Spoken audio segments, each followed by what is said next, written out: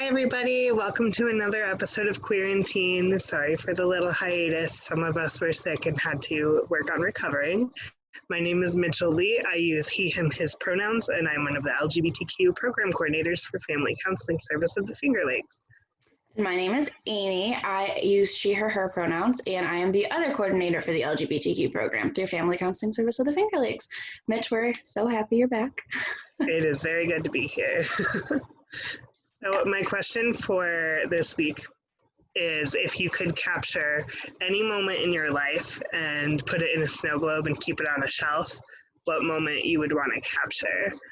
For me, I said that it would be watching the fireworks behind Cinderella Castle with my partner on our last trip because it was a very wonderful moment. So I'm not gonna lie, I made Mitch tell me what the question was going to be before our video. And I'm very glad I did because it took me probably 3 or 4 minutes to figure out what it would be, and I don't want to do that to all of you. So I ended up saying that I would capture my first date with my current partner. It was just a very formative and important day. Yay. Yeah. We love love. We sure do.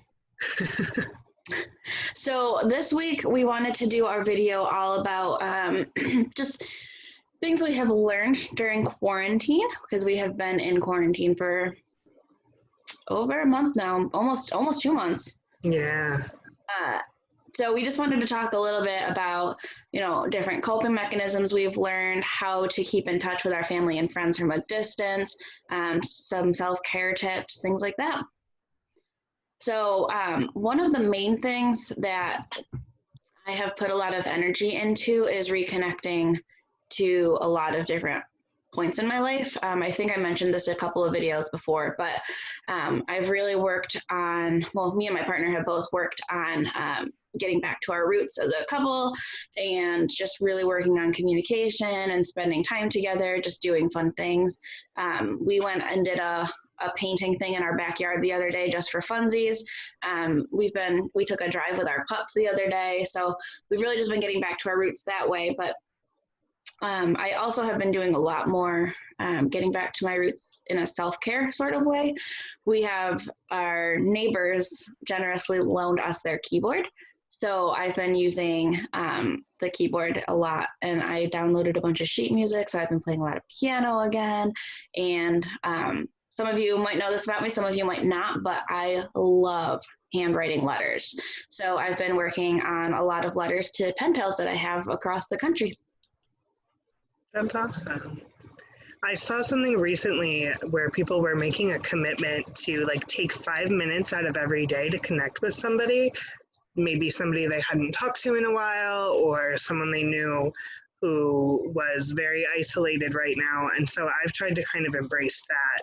Now for me, the past few weeks have been really rough because I haven't been well. And so that, of course, in this time has created a ton of anxiety with myself and with the people who love and care about me and who I love and care about. So really making that commitment to just shoot people a text, even if it's literally one text and you reply hours later, to maintain that sense of connection is so important to keep yourself from feeling isolated. Two, something else that I have mastered is the the very carefully curated Instacart purchase.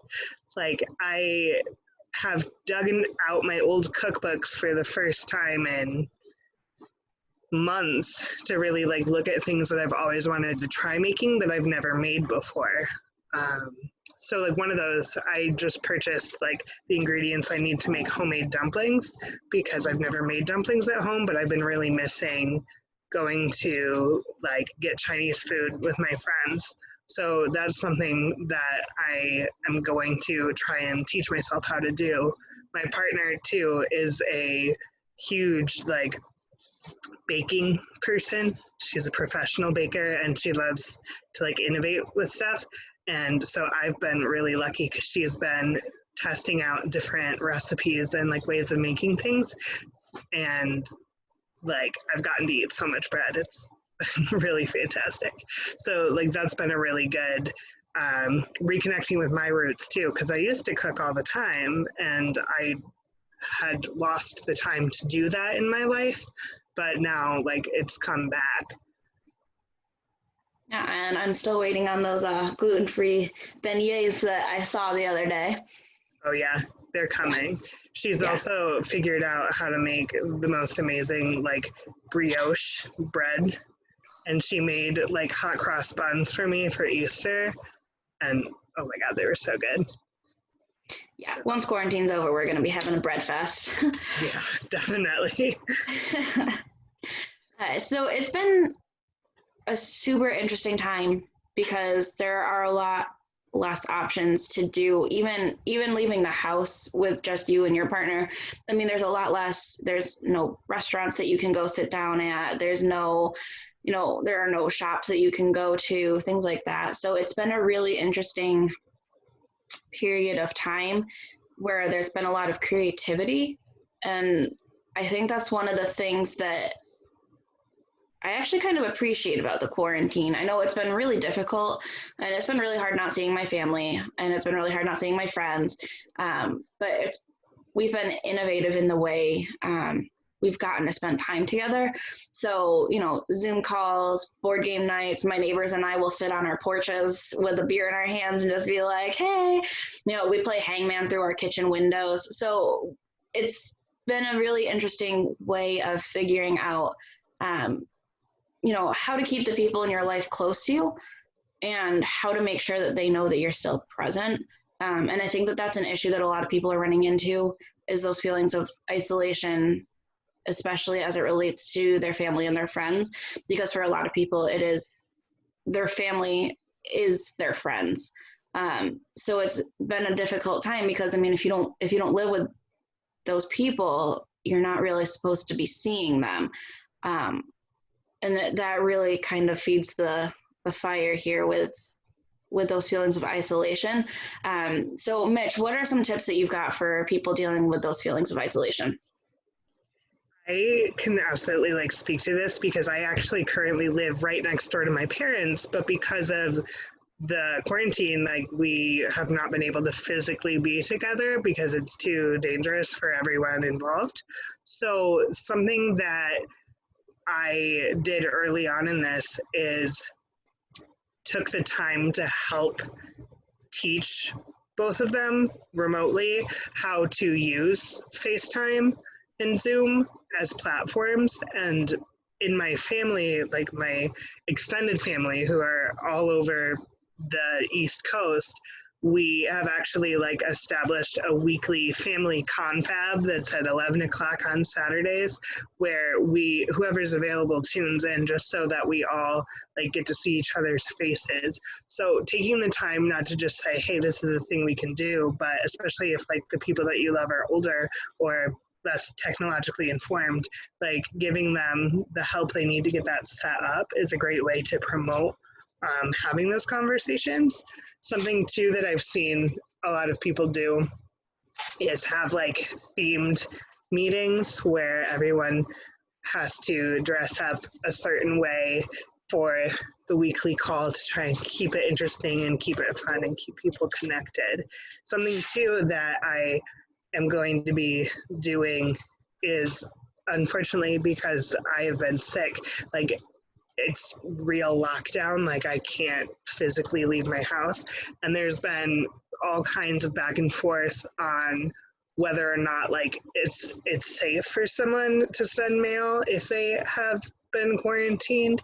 But I figured out that if I type a letter to my grandmother and email that to my mom can print it out and take it to her house. So even though it's been really difficult because my voice is too low for my grandmother to be able to hear over the phone, and she is one who it's pretty difficult to coach with technology, that's a way for me to still, even though it's really hard to keep in touch with her at a distance, that's the way that I've found that I can do that. Getting creative and accepting the silly as an option is the most important thing right now. If I could be flying paper airplanes with notes to people. If I lived in more of a close community, I probably would. Things that like have meant a lot are people putting like the hearts in their windows, and a lot of people who live in communities have done like teddy bear scavenger hunts so that people who are out like for a walk or going through the community like have that sense of continuity and community. Also too, I've seen a lot of people putting up thank yous to our healthcare heroes and our first responders and our essential workers in our grocery stores and restaurants as well, letting them know how appreciated they are. And so those like creative ways of even just having something up at your house, while it doesn't for you maybe seem like a form of connection, like for everyone who experiences it, it like means a lot to them, if that makes sense. Mm-hmm. So just finding those creative ways to just do something to like make someone else feel appreciated or heard, or finding a new way to connect is really like the best thing you can do to kind of maintain that connection right now.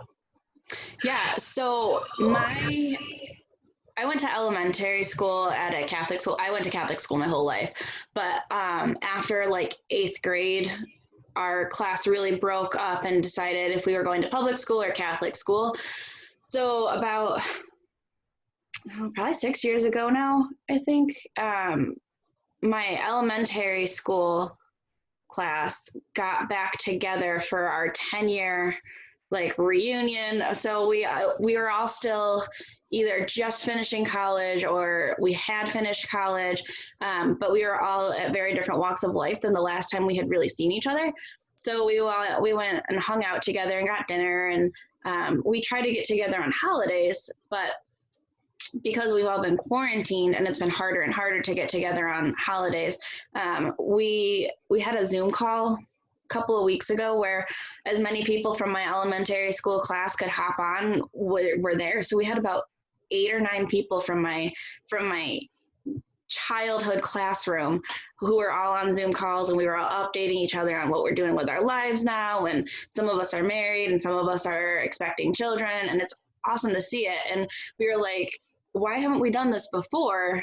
And why don't we just continue doing this? So now instead of getting together, maybe 3 or 4 of us at Christmas, we're going to have a monthly Zoom call where, you know, St. Mary's class, whatever we were, can get together, and we'll all just like hang out on Zoom and talk and just get to know each other again as adults. And it's been really cool. And it took us being in quarantine to figure out that like, oh, hey, we can do this.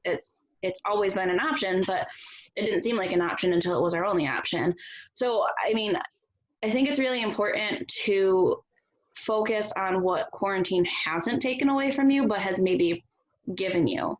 Because it's easy to kind of get bogged down in the, you know, the pessimism and the darkness and the gloom of it all. But quarantine has been pretty fruitful in a lot of ways. And I think it's really important that people not lose sight of that, because it's harder to be happy than it is to dwell in the negatives. And I think it's a really good effort for everyone to make. And I think it's a really good challenge for people to be handed and to accept and run with.